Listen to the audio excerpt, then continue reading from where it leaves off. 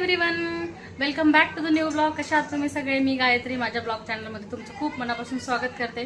तर आज दिवसाची सुरुवात झाली आहे. आज हनुमान जन्मोत्सव आहे, आज हनुमान जयंती आहे, आज गुरुवार आहे.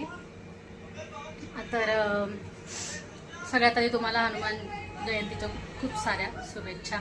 तर आम्ही जस्ट हनुमान मंदिरात जाऊन आलो आहे आणि प्रसाद घेऊन आलो आहे आणि खिचडी होती घेऊन आली मी. हे बघा तुम्हाला दाखवते मी बॅक कॅमेराने. हे इथली बुंदी आणि खिचडी होती आणि येताना आम्ही काही कलिंगड वगैरे पण घेऊन आलो. आणि आता स्पृहाला ना खूप दिवसातून मॅगी खायची होती, मग मी तिला एक पॅकेट मॅगी आणली आणि ती खाऊ घालते. खूप दिवसातून देते, आता बंदच झालेलं होतं ऑलमोस्ट, पण तिला इच्छा झाली आणि आज तिला डोस द्यायचा होता आमच्या घराजवळ. शेवटचा तर 5 इयर्सची पूर्ण झाल्यामुळे शेवटचा डोस होता तिचा. तर शेवटचा डोस दिला. तोंड बघा कसं उतरले. ॲक्च्युली ते 7-8 दिवस दुखणारे असे बोलले त्या सगळ्या मला नर्स तिथल्या, त्याच्यामुळे जरा टेन्शन आहे. ती जरा अशी चेहरा जरा उतरून बसली आहे.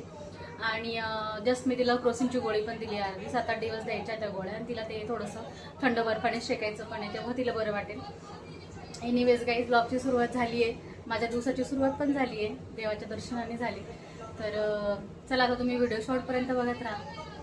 एव्हरीवन, तर आता स्पृहाला भूक लागली होती आणि मी काहीतरी ऑर्डर केलं. मी तुम्हाला दाखवते. झेप्टोवरनं ऑर्डर केलं. जाहिरात नाही करते मी कसली, पण दाखवते मी काय ऑर्डर केलं. आग्रा ताज पेठा. तर हा एक ऑर्डर केला आहे. उसके बाद ना, I don't know what is this, लेजचे चिप्स आहे, प्लेन चिप्स. त्याच्यानंतर हा बघा पेठा. त्याच्यानंतर हे लेसचे चिप आहे. त्याच्यानंतर हे गाजर आहेत.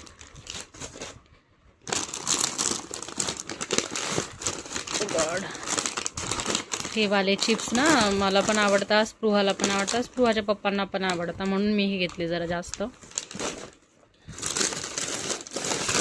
त्याच्यानंतर हे बघा मुरमुरा चिवडा घेतलाय. सेव मुरमुरावाला असतो तो बालाजीचा. त्याच्यानंतर आहे ना बाजरी मी युजली दळून घेते, पण हे बाजरीचं पीठ मिळत होतं मला 25 रुपयामध्ये. एवढा अर्धा किलो पीठ मिळालं. बाजरी खरंच खूप महाग आहे, पण हे 25 रुपयाला मला अर्धा किलो पीठ मिळालं. 40 रुपयाला बाजरी मिळते आणि तिला दळायला 5 रुपये लागतात. म्हणजे बरोबर पडतं ते, म्हणजे तरी परवडलं मला थोडक्यात, असं समजेल मी हे.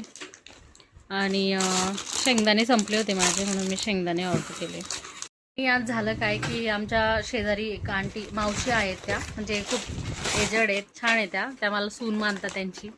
आणि झालं काय, आज त्यांचा नातू घरामध्ये होता. त्यांची सूनबाई असंच माझ्यासारखी जॉबला पण जाते. आता मी नाही जात, पण सेम त्यांच्या नातू सांभाळतात दिवसभर. आणि होतं काय की तर नातू आगाऊ खूप आहे, 2 वर्षाचा अजून झालेला पण नाही आहे. पण झालं काय, तो घरात राहून गेला आणि त्या बाहेर येऊन गेला आणि दरवाजा लॉक होऊन गेला. तर त्यांनी मला कॉल केला की त्याच्या मम्मीला कॉल कर बा, बिकॉज त्यांचा फोन पण घरात राहून गेला होता. मग त्याच्या मम्मीला खूप कॉल लावत होती. मग म्हटलं जाऊन बघूयास, तिची मम्मी काही कॉल उचलत नाही. मग मी घाई खाली गेली, तोपर्यंत ती येऊन गेली होती. तिला अजून कोणतरी कॉल केला असेल. मग दरवाजा खोलला होता, मी त्यांच्या घरी गेली. तर मग घरी गेल्यानंतर असंच गप्पा मारत होतं. मग मावशी मला रिकाम्या हाताने कधी येऊ देत नाही. त्यांनी मला त्यांच्या माहेरकडचे वगैरे द्राक्ष असतात, त्या मावशींना कंटिन्यू त्यांच्या घरी असतात द्राक्षाच्या सीझनमध्ये. कैऱ्या काही द्राक्ष त्यांनी मला दिले. आणि आता रिसेंटली भैरवनाथाची यात्रा होती, चांदवडच्या जवळ असलेल्या भैरवनाथाच्या तिथे. तो प्रसाद पण त्यांनी मला दिला, तो मी घेऊन आली आहे. दाखवते मी तुम्हाला ते पण. हे बघा, ही बुंदी आम्ही खाल्ली ती बरं का, पॅकेट भर होती. आणि हे मला खूप आवडतं, पण मी फोडले नाही अजून, कारण पाऊस झाला ना तर ते सॉफ्ट पडतात. मग म्हटलं जेव्हा खायचे असतील तेव्हाच फोडेल. आणि त्याच्यानंतर आहे ना, हे बघा कैऱ्या दिल्या. एक कैरी आम्ही आणल्यावर खाल्ली लगेच. 3 कैऱ्या दिल्या होत्या त्यांनी. आणि हे द्राक्ष यातले भरपूर खाल्ले आम्ही, तुम्ही बघू शकता खाल्लेत म्हणून. एवढं दिलं होतं त्यांनी आम्हाला.